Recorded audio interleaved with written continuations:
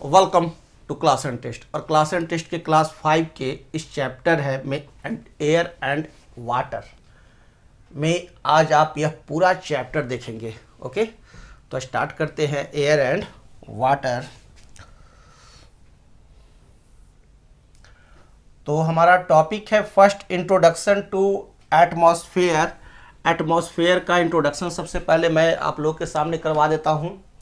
The earth is the only planet in the solar system that supports life. सौर मंडल में जितने भी ग्रह हैं, प्लैनेट्स हैं, उन सभी प्लैनेट्स में एक आपका अर्थ ही है जिसके पास अपना क्या है, एटमॉस्फेयर है। और एक ऐसा एटमॉस्फेयर है जो कि लाइफ को सपोर्ट करता है। ठीक है ना, यानी जीवन कहाँ पाया जाता है, लाइफ सपोर्टिंग एटमॉस्फेयर।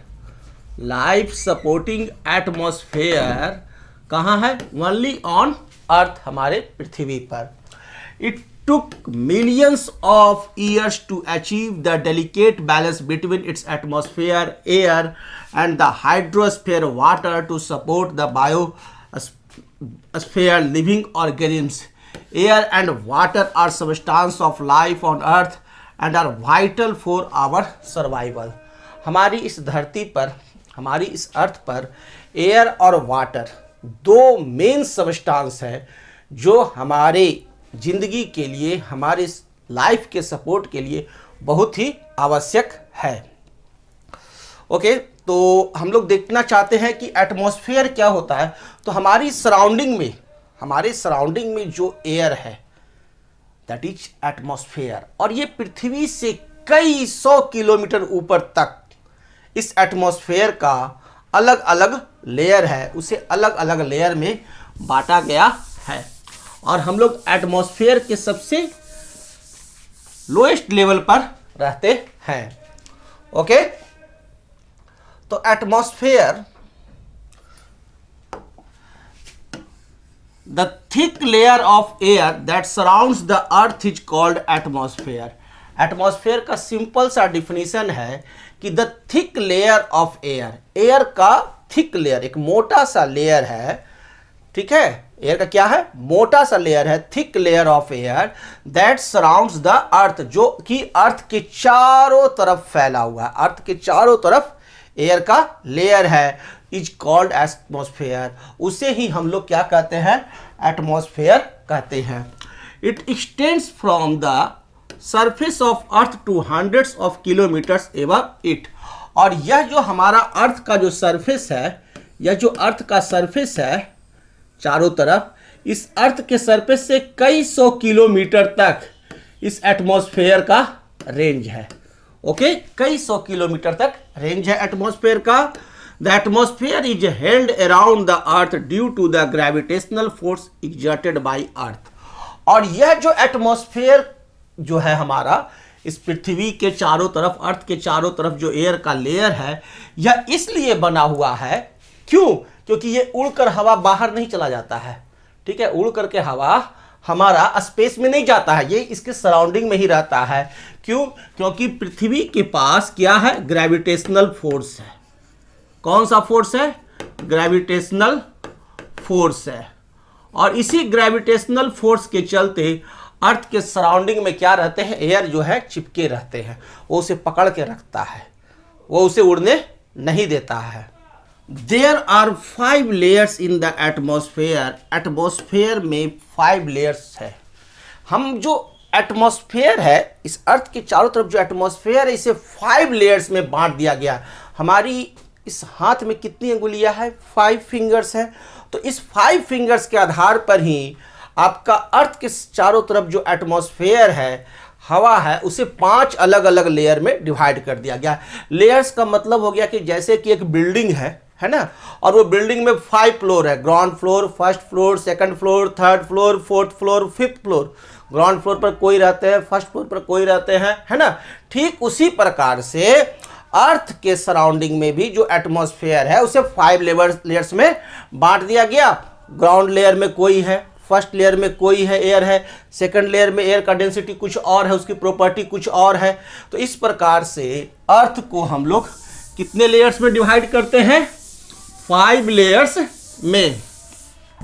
ओके, तो ये जो अर्थ को हम लोग डिवाइड करते हैं, there are 5 layers in the atmosphere, तो सबसे ऊपर जो लेयर होता है उसको कहते हैं हम लोग क्या, ट्रोपोस्फेयर। हमारे ठीक अर्थ के ऊपर जो लेयर है उस लेयर को कहते हैं ट्रोपोस्फेयर, और इसी लेयर में हम लोग रहते हैं।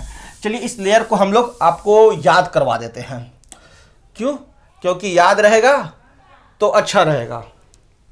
तो मैं आप लोगों को ये 5 लेयर्स जो है वो याद करवा देता हूँ। तो ये हमारी, मान लीजिए कि ये अर्थ है, यहाँ आप देखिए यह हमारा अर्थ है, EARTH अर्थ, और अर्थ का पर आप यहाँ रहते हैं, आपका स्कूल है, प्लांट्स है, घर है, सब कुछ है, ठीक है। तो अर्थ पर हम लोग रह रहे हैं, और इसकी जो ऊपर जो फर्स्ट लेयर जो रहता है उस लेयर को हम लोग कहते हैं क्या, इस लेयर को कहते हैं ट्रोपोस्फेयर। क्या कहते हैं? ट्रोपोस्फेयर, TROPOSPHERE,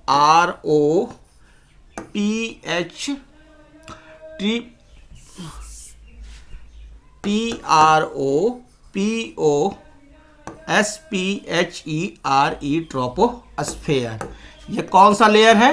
ट्रोपोस्फेयर लेयर है, ठीक हमारे अर्थ के सतह के ऊपर, है ना, सरफेस के ऊपर जो लेयर रहता है कई किलोमीटर तक, उस एयर के एटमॉस्फेयर को हम लोग कहते हैं ट्रोपोस्फेयर।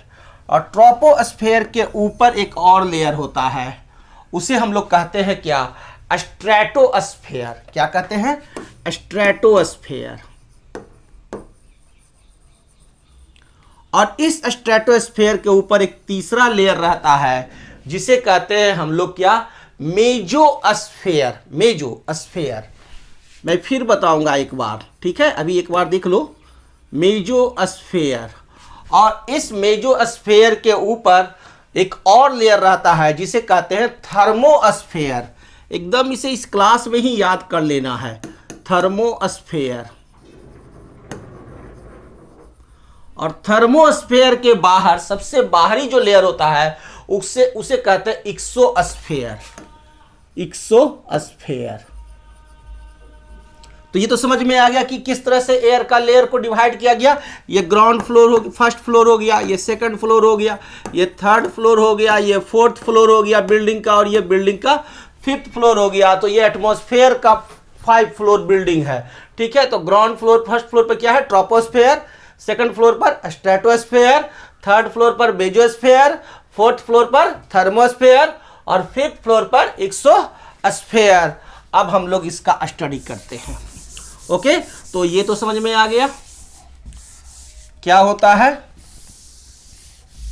So simple.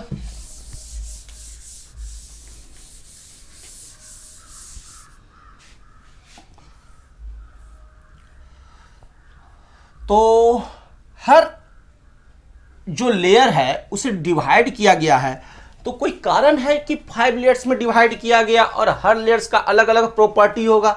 जैसे नाउन आप पढ़े 5 टाइप्स होते हैं, है ना, proper noun, common noun, collective noun, material noun, abstract noun. अब 5 नाउन का अलग अलग प्रॉपर्टी है, ठीक उसी प्रकार से इनका भी अलग अलग प्रॉपर्टी होता है। तो सबसे पहला जो लेयर है वह है सबसे निचला लेयर, ट्रोपोस्फेयर, यानी ग्राउंड फ्लोर, फर्स्ट फ्लोर जिसे आप कह सकते हैं। द फर्स्ट और lower most layer of the atmosphere is troposphere. First layer है या सबसे लोअर मोस्ट जो लेयर है एटमॉस्फेयर का, उसे हम लोग कहते हैं क्या, troposphere. This is the layer of the atmosphere where we live in. यही वह लेयर है ट्रोपोस्फेयर जहां की हम लोग रहते हैं। It extends up to 15 kilometre above the surface of the earth. और ये अर्थ से 15 किलोमीटर ऊपर तक रहता है, यानी जमीन से अर्थ से 15 किलोमीटर ऊपर तक आपका जो लेयर है ये एटमॉस्फेयर का, एयर का, उस एटमॉस्फेरिक एयर को, ठीक है, क्या कहते हैं, troposphere. The troposphere contains about 75% of all the air in the atmosphere। और पूरे एटमॉस्फेयर का इस 15 किलोमीटर के ट्रोपोस्फेयर में 75% एयर है, ठीक है। 75% ऑफ एयर इसी ट्रोपोस्फेयर में है। कितना? 75% of total air. Total air का 75% कहाँ रहता है? ट्रोपोस्फेयर में, और इसका रेंज कितना है 0 to 15 किलोमीटर। हम जहां रह रहे हैं वो किस लेयर में रह रहे हैं, ट्रोपोस्फेयर में। Okay, all weather changes take place in this layer, और जितनी भी तरह की वेदर है, ऋतुएं जो हैं, सीजन जो हैं, समर, विंटर, रेनी, वो सारी की सारी वेदर इसी ट्रोपोस्फेयर लेयर में है। इसके ऊपर कोई वेदर नहीं है। इस 15 किलोमीटर के ऊपर चले जाइए तो वहां कोई ऐसा वेदर नहीं पाया जाता है जो इसमें है। ठीक है, नेक्स्ट लेयर है हमारा स्ट्रेटोस्फेयर। दूसरा जो लेयर है वह है स्ट्रेटोस्फेयर। ठीक ट्रोपोस्फेयर के ऊपर सेकंड फ्लोर, और वो सेकंड फ्लोर वाले लेयर को कहते हैं क्या, stratosphere. Stratosphere is the second layer. Stratosphere कौन सा लेयर है, second layer. Very good. Jet aircraft fly in this layer because there is no disturbance due to weather here. और जितना भी जेट एरोप्लेन है वो सारा का सारा जेट एरोप्लेन इसी लेयर में उड़ता है। हमारा एरोप्लेन जो जेट एरोप्लेन है, जो कि ध्वनि से भी तेज उड़ता है, वह जेट एरोप्लेन, फाइटिंग प्लेन, ठीक है ना, फाइटिंग एरोप्लेन, ये सब कहां उड़ता है, इसी स्ट्रेटोस्फेयर में। ठीक है, यह क्या होता है कि जब यहां से विमान उड़ता है ना, और वो चला जाता है किस, ट्रोपोस्फेयर से ऊपर चला जाता है स्ट्रेटोस्फेयर में। क्यों, क्योंकि वहां कोई वेदर नहीं है, कोई क्लाइमेटिक चेंज नहीं है, जिसके चलते कोई डिस्टर्बेंस नहीं होगा, कोई पक्षी नहीं आएगा, कुछ है ही नहीं, एकदम सिंपल, एकदम प्लेन, एकदम जा रहा है। ठीक है, कोई डिस्टर्बेंस नहीं। तो इसलिए सारे के सारे जेट एरोप्लेन इस स्ट्रेटोस्फेयर में फ्लाइंग करते हैं।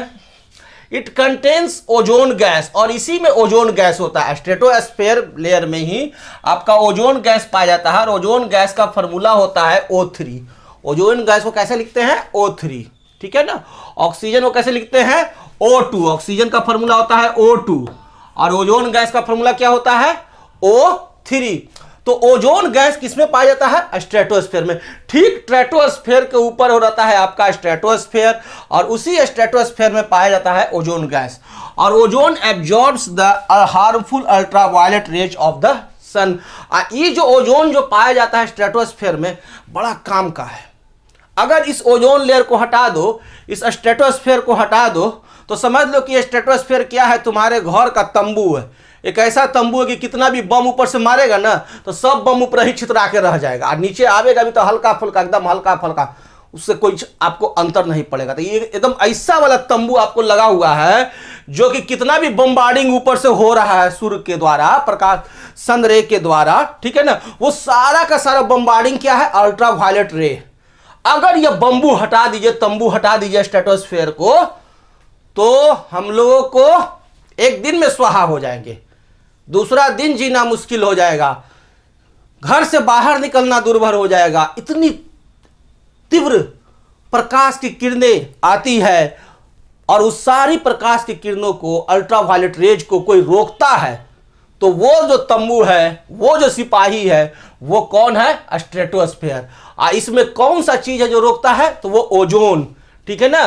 तो ये ओजोन एब्जॉर्ब करता है, जितना भी अल्ट्रावायलेट रे आता है ना सन से, सन के रे के द्वारा, वो सारे को एब्जॉर्ब कर लेता है, और वो हम तक आने ही नहीं देता है। तो ये तो बड़ा काम का चीज है। यानी इस तरह से भगवान जी ने बनाया कि हम लोग इस धरती पर रहते हैं, पूरा सुरक्षा कवच के साथ रह रहे हैं। हमारा सुरक्षा कवच कौन सा है, स्ट्रेटोस्फेयर, है ना। और तीसरा जो लेयर है वह लेयर है मेसोस्फेयर। तो देख लिया, ट्रोपोस्फेयर में हम लोग जीवन व्यतीत करते हैं, और हमारा उसके ऊपर, ट्रोपोस्फेयर के ऊपर जो स्ट्रेटोस्फेयर है, वहाँ क्या है, हमारा तंबू गड़ा हुआ है कि कोई भी अल्ट्रावायलेट रे को आने नहीं देंगे। क्यों, क्योंकि वहाँ सारा का सारा ओजोन गैस बैठा हुआ है। और थर्ड जो है वो mesosphere, the layer of atmosphere above the stratosphere, stratosphere is mesosphere. और सेकंड जो फ्लोर है, first floor, second floor, third floor, third floor जो है वो है आपका मेसोस्फेयर। ओके। और जो मेसोस्फेयर जो होता है वो किसके ऊपर है, स्ट्रेटोस्फेयर के ऊपर है। It extends from 50 kilometre above the earth surface. और ये जो हमारा मेसोस्फेयर जो होता है वह हमारा क्या है, 50 किलोमीटर तक रहता है। Okay, above 50 kilometre, 50 kilometre.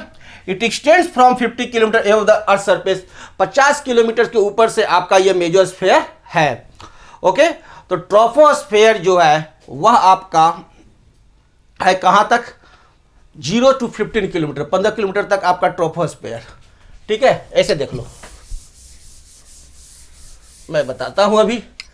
Troposphere जो है, इसकी जो बिल्डिंग है, ये बिल्डिंग कहां है, 15 किलोमीटर ऊंचा बिल्डिंग है। ठीक है ना, 0 to 15 किलोमीटर तक। उसके बाद फिर 15 किलोमीटर का जो एक लेयर है, ठीक है, लगभग 15 किलोमीटर का जो लेयर है वह आपका स्ट्रेटोस्फीयर का है। क्लियर, दोनों 15-15 हो गया। उसके बाद लगभग 15-15 30 हो गया। ठीक है ना, और उसके बाद फिर आपको जो रहेगा layer, it extends from 50 kilometre above the earth surface, फिर ये रहता है करीब करीब 50 किलोमीटर ऊपर तक।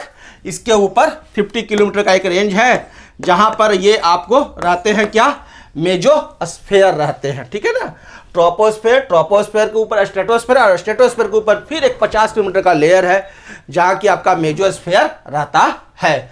15 किलोमीटर का ये लेयर, 15 किलोमीटर लगभग ये लेयर रहा, और उसके ऊपर 50 किलोमीटर का एक लेयर है mesosphere. Most meteorites that enter the Earth's atmosphere slow down and burn up in this layer। और यह लेयर तो क्या है, स्ट्रेटोस्फीयर के ऊपर है आपका क्या, मेजोस्फीयर। ये मेजोस्फीयर क्या करता है, जितना भी तरह का मेट्रोस आता है, ठीक है ना, मेटर्स आता है, मेटर्स क्या होता है, तो क्या होता है कि हमारा जो वायुमंडल है, वायुमंडल के ऊपर, ठीक है, हमारे इस एटमॉस्फेयर के ऊपर जो स्पेस है, ठीक है ना, वहां से हमेशा अलग अलग ग्रह है, प्लैनेट्स है, स्टार्स है, ठीक है ना, वहां से हमेशा कुछ ना कुछ टुकड़ा उनके टूटते रहते हैं और टूट करके धरती की तरफ आते रहते हैं। और जितना भी वो आता है ना, उस सब का सब चूर चूर हो जाता है, जल भून जाता है, बर्बाद हो जाता है इसी मेजोस्फीयर लेयर में। बड़ा बड़ा चट्टान रहता है, अगर वो चट्टान अगर धरती पे आ गया ना, अगर ये मेजोस्फीयर नहीं रहे तो आ जाएगा ना, तो एक एक बार में एक एक गांव साफ हो जाएगा, एक एक मोहल्ला साफ हो जाएगा, कभी कभी तो पूरा का पूरा एगो शहर साफ हो सकता है। उन सारे चीजों को रोकने वाला कोई अगर है तो वो है आपका मेजोस्फीयर।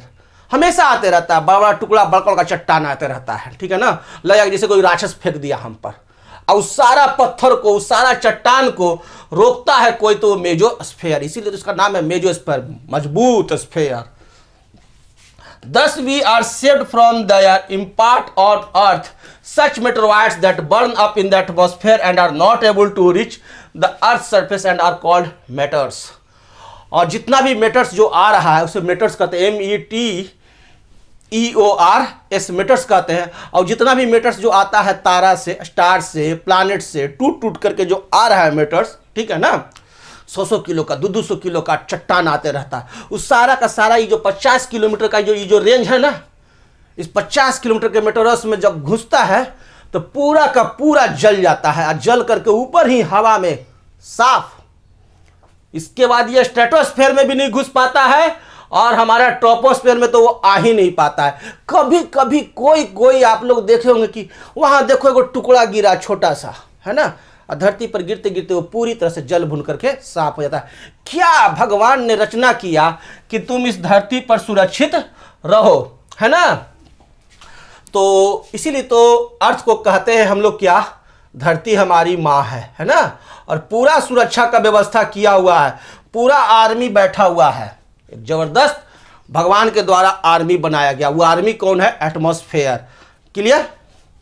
और चौथा जो लेयर है वो है thermosphere. It is the fourth layer of the atmosphere. It is very hot and forms the place for the movements of space shuttles. और ये जो चौथा जो लेयर है वह लेयर को कहते हैं थर्मोस्फेयर, ठीक है, 600 किलोमीटर तक है।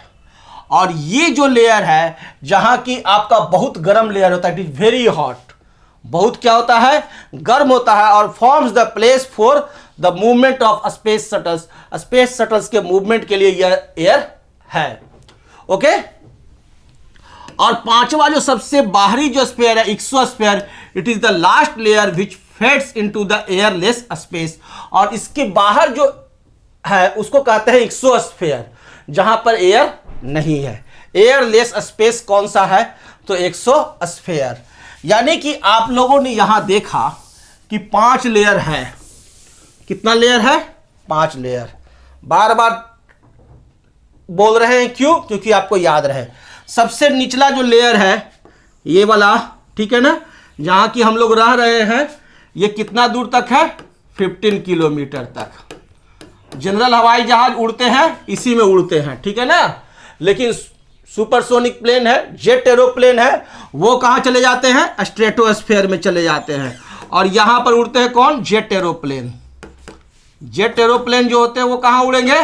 स्ट्रेटोस्फीयर में। ये जो हमारा जो लेयर होता है ट्रोपोस्फीयर, इसकी हाइट कितनी होती है? 15 किलोमीटर, अप टू 15 किलोमीटर। और ये जो स्ट्रेटोस्फीयर है यह भी हमारा यहां से लेकर के यहां तक लगभग 15 किलोमीटर तक रहता है। क्लियर? इस स्ट्रेटोस्फीयर में क्या पाया जाता है? कौन सा गैस? ओजोन गैस, जिसको O3 लिखते हैं। यह क्या करती है? अल्ट्रावायलेट रे जो सन से आता है उसे क्या करता है? एब्जॉर्ब कर लेता है। क्लियर? और इसके ऊपर लगभग 50 किलोमीटर का एक रेंज है जहां पाया जाता है क्या? मेसोस्फीयर। कौन सा? मेसोस्फीयर, मजबूत स्फीयर। ओके। इस मेसोस्फीयर का काम क्या है कि जितना भी मेटोर्स जो आ रहा है, मेटोर्स क्या होता है?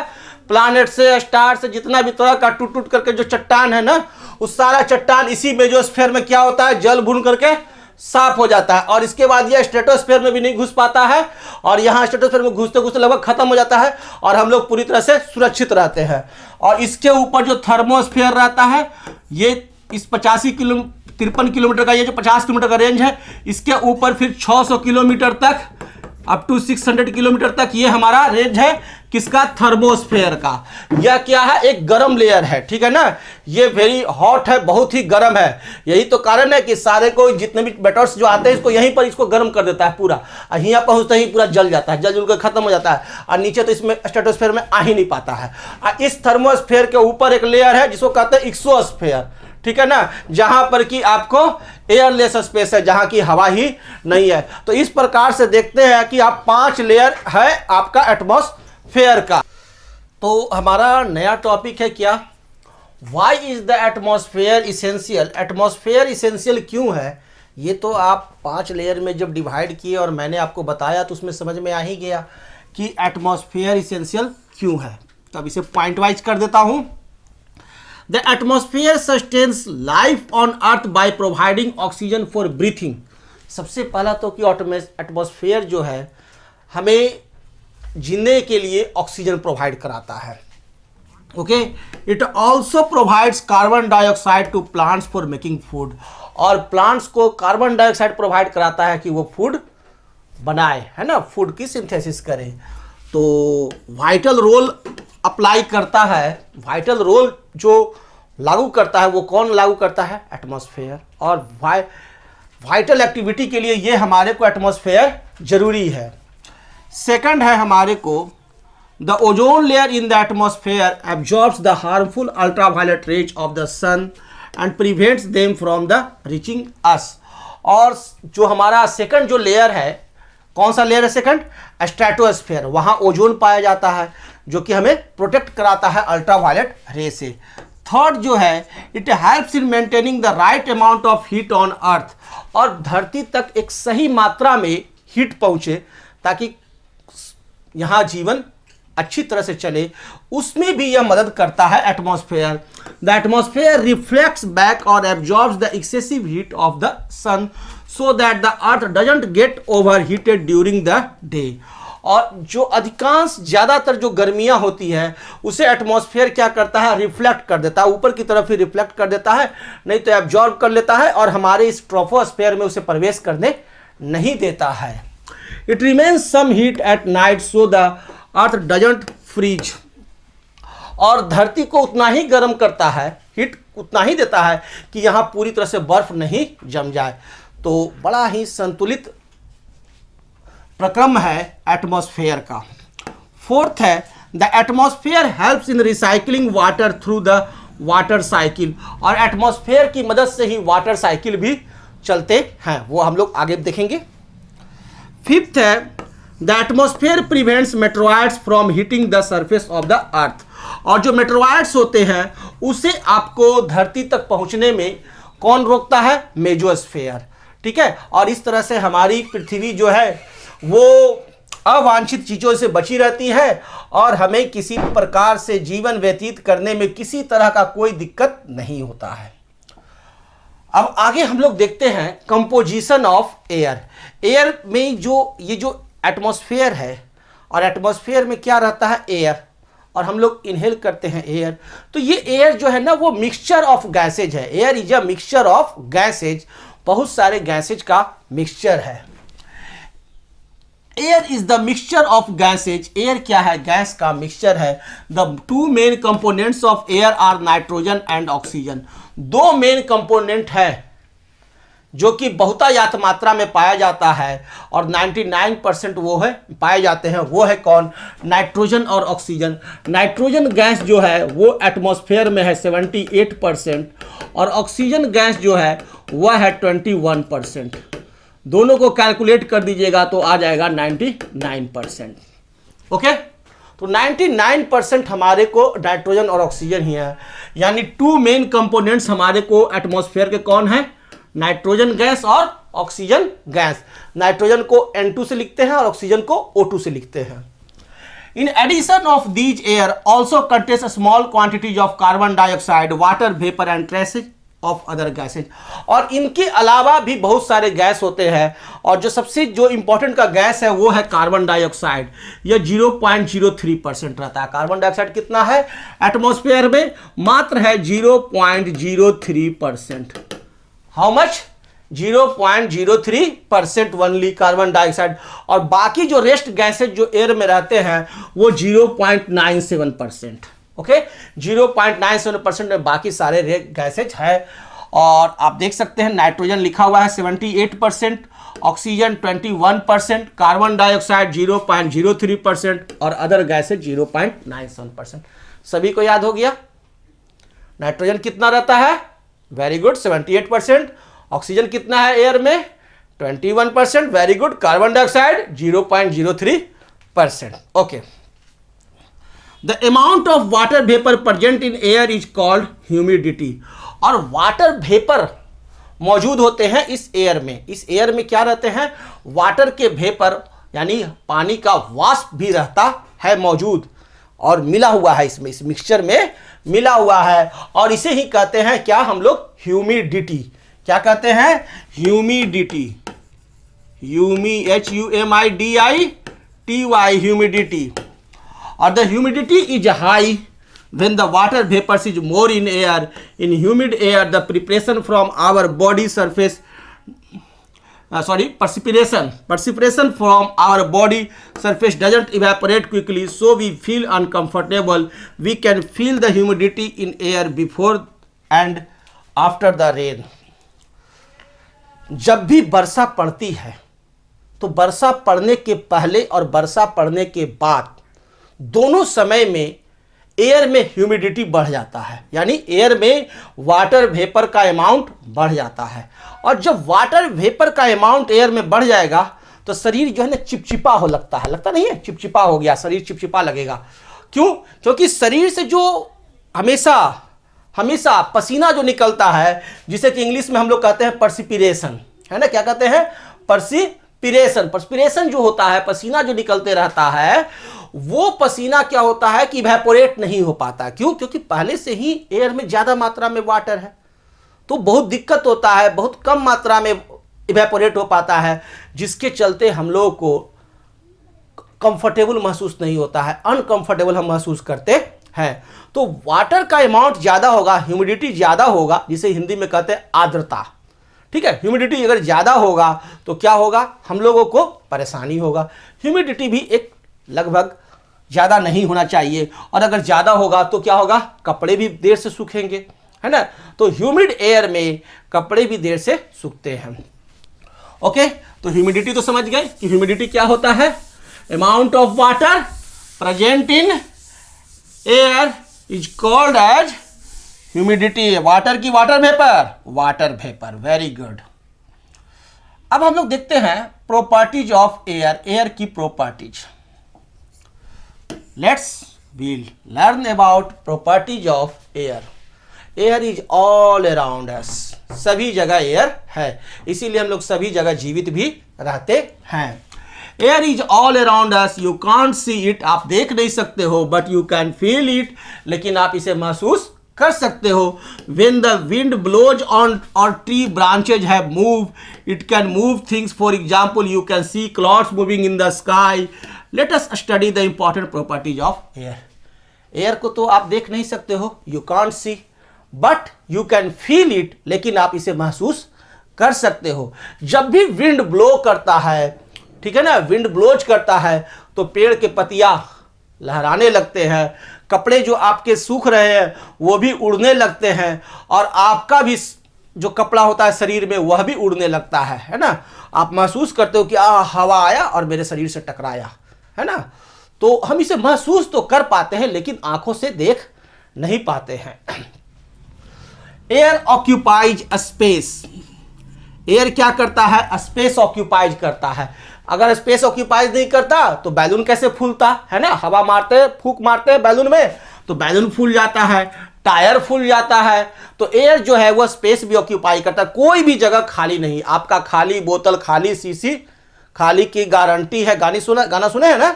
तो वो बोतल जो है वो खाली नहीं रहता है, वहां क्या रहता है? एयर फिल रहता है. Okay. Air is all around us. As the air enters the balloon from your lungs, the air takes up a space in the balloon. The balloon expands because the air inside needs to take up more space. So that is how you can see that air takes up a space. Air क्या करता है? Space लेता है, जगह घेरता है. Clear? कहीं भी किसी भी जगह, कोई भी जगह खाली नहीं है. जहां भी आप देखते हो खाली, वहां है एयर भरा हुआ. क्लियर? और एयर के पास क्या होता है? Air has wait. एयर के पास क्या है? वेट भी है. Air has wait. एयर को अपना एक वेट भी है. एयर को जब भी आप तौलोगे ना तो उसका एक वजन भी है. ओके. तो ऐसा नहीं है कि एयर को वेट नहीं है. If you take 2 balloons and blow in air them and hang them with a thread to both the ends of a stick, the stick will not move. However, if you deflate one of the balloons, the stick will tilt towards it. This clearly shows that air has weight. Air को अपना wait भी होता है. आप इसे तराजू पर एक बैलून में हवा भर दो, दूसरे में हवा नहीं भरो और तौल के देख लो. आप ट्यूब ले आओ और एक ट्यूब में हवा भर दो और उसको उठा के देखो, और एक ट्यूब ऐसा उठाओ जो कि जिसमें हवा नहीं है, देख लोगे दोनों में डिफरेंसेज. तो एयर के पास अपना वेट भी होता है. तो एयर स्पेस लेता है, एयर के पास वेट है ना. और एयर एग्जर्ट्स प्रेशर, और एयर प्रेशर भी एग्जर्ट करता है ना. प्रेशर तो एग्जर्ट करता है ना. तब ना बैलून फूल गया तो उसको दबाओगे तो दबेगा नहीं, दबेगा नहीं. टायर फूल गया हवा से तो देखो कितना बढ़िया से टायर चल रहा है ना. हवा नहीं है, पुचक गया. क्यों? क्योंकि वो प्रेशर देता है. तो एयर आपको प्रेशर एग्जर्ट करता है, यह भी आप जानते ही हो. तो air exerts pressure. If A toy filled with air is placed on the water surface it will float. If you will exert pressure on the ball, you will feel that it is really difficult to dip the ball in water. It is the pressure exerted by the air filled in the balloon which makes it hard to dip in the water. Air exerts pressure on everything around in all the directions. Air सभी जगह pressure exert करते रहता है. कोई भी आप ले लो, अगर आप कोई बैलून ले लो तो इस बैलून पर क्या है? बाहर से भी इस पर प्रेशर पड़ रहा है, ठीक है. और ये बैलून में अंदर में एयर है तो ये अंदर से बाहर की तरफ भी प्रेशर दे रहा है. हमारा शरीर इस एटमॉस्फेयर में है. हमारे शरीर पर सोच लो कितना लेयर ऊपर तक एयर है, वो हमारे ऊपर एयर का प्रेशर पड़ा रहा है. कितना भारी हम एयर का वजन उठाए हुए हैं, लेकिन हमको पता ही नहीं चलता है. क्यों? क्योंकि हम जन्म से ही इसी एटमॉस्फेयर में हैं, ठीक है. लेकिन पानी के अंदर डाल दे आपको तो पता चलने लगेगा कि ओहो पानी का वजन हमारे ऊपर है. जैसे जैसे नीचे जाओगे वैसे वैसे आपको वजन महसूस होने लगेगा. क्यों? क्योंकि वाटर आप पर प्रेशर डाल रहा है. आप तो वहां रहते नहीं हो और ये एयर में आप हैबिचुएट हो, आप यहीं रहते हो. तो ये एयर क्या आ रहा है? हमारे ऊपर प्रेशर दे रहा है. क्लियर है? तो कोई भी बोतल ले लो, उसमें अंदर से बाहर, बाहर से अंदर प्रेशर होता ही है. बैलून ले लो, बैलून का हवा फूल गया, अब उसके ऊपर बाहर से आप प्रेशर लगाओगे वो अंदर की तरफ नहीं जाएगा. क्यों? क्योंकि अंदर से एयर जो है बाहर की तरफ उस पर प्रेशर लगा रहा है। तो air exerts pressure, air pressure exert करता है। क्लियर है? तो ये चीज़ क्लियर है। और जैसे कि बड़ा सा सिंपल सा है कि अगर आप कोई बैलून ले लो और उसे पानी में डाल दो बिना फूला हुआ, तो देखो अंदर चला जाएगा। और उसमें हवा फुला दो, हवा डाल दो, फूल गया बैलून, और उसे पानी में डालो तो वो अंदर जाएगा ही नहीं। क्यों? क्योंकि एयर जो है वो प्रेशर एग्जर्ट करता है। क्लियर? अब हम लोग देखते हैं यूजेज ऑफ एयर, एयर का उपयोग। तो एयर का उपयोग तो आप समझ ही गए हो, इतना सारा आप एयर का प्रॉपर्टीज देखे है ना कि आपको समझ में आ गया। अब हम लोग स्टडी करेंगे क्या, यूजेज ऑफ एयर, एयर का उपयोग क्या होता है। Air is needed for breathing, air श्वास लेने के लिए जरूरी है। All living beings need air to survive, जितने भी लिविंग बींग्स हैं, ठीक है ना, उन सभी को यदि जीवित रहना है तो एयर जरूरी है। Air is needed for burning, burning के लिए भी, जलाने के लिए भी एयर जरूरी है। We can't light a fire without oxygen, बिना फायर के हम लोग, बिना ऑक्सीजन का हम लोग लाइट अ फायर यानी आग नहीं प्रज्वलित कर सकते हैं। लाइट अ फायर माने आग प्रज्वलित करना, आग जलाना को अंग्रेजी में क्या कहते हैं, लाइट अ फायर। थर्ड हो गया wind is a form of energy, और विंड जो है एक एनर्जी का रूप है। हवा जब जलता है मोशन में, ठीक है, एयर जब चलता है मोशन में, air is in motion, then it is wind, उसी को हम लोग कहते हैं विंड। और जब विंड चल रहा है तो it is a form of energy, वह एक एनर्जी का फॉर्म है। It turns the blades of wind mills to generate electricity. Wind also helps in moving sail boats across water, और विंड की मदद से आपको बड़े बड़े विंड मिल्स चलते हैं और जहां से इलेक्ट्रिसिटी भी बनता है, बिजली भी बनता है, ठीक है ना, पवन बिजली उसको कहते हैं, पन बिजली हिंदी में कहते हैं। और विंड की मदद से पानी में सेल बोट्स भी चलते हैं, यानी कि जहाज भी चलते हैं, नाव भी चलते हैं। Fourth, air cool engines bye absorbing and taking away the heat produced in them, और जितनी भी गाड़ियां जो होती है ना उसमें एयर कूलेंट रहता है, जिसकी मदद से क्या होता है कि जितना भी इंजन से जो गर्मी निकलता है उसको एब्जॉर्ब कर लेता है और उसे बाहर फेंकता रहता है। तो बड़ा यूज का है air. Fifth, air is filled in tyres, tyres में आपको एयर फिल होता है। पिल्लोज में it is to allow flexibility, ताकि उसको फ्लेक्सिबिलिटी प्रदान हो। सिक्स्थ है आपको air is filled in footballs to give it shape, keep it light and soft enough to kick. और हम लोग जो फुटबॉल खेलते हैं, ठीक है ना, वो क्रिकेट बॉल की तरह नहीं होता है, वो क्या होता है, एक बॉल होता है जिसमें एयर फिल होता है ताकि वो सॉफ्ट रहे, है ना, ठीक है। सिक्स्थ, और उसको एक निश्चित शेप भी रहे, फिक्स्ड शेप भी रहे। Air pressure helps in filling ink in fountain pen, in sucking liquid through a straw and filling an injection syringe. जितना भी इंजेक्शन मारता है बॉडी में सिरिंज में, वहां भी एयर का प्रेशर काम करता है। आपको अगर इंक डालना है, ठीक है ना, ड्रॉप की मदद से, ठीक है ना, एयर ड्रॉपर की मदद से, तो वहां भी आपको एयर का यूज होता है। यानी एयर प्रेशर का भी बहुत यूज हमारे लाइफ में है। तो इस प्रकार से आपने यहां देख लिया कि एयर का इंपॉर्टेंस, प्रॉपर्टीज, एटमॉस्फेयर कितने लेयर में है, एयर का यूज क्या, ये सब क्लियर। और इसके बाद इसी चैप्टर में हम लोग को स्टडी करना है वाटर। ओके, तो वाटर हम लोग नेक्स्ट क्लास में देखेंगे। Okay, thank you, good bye.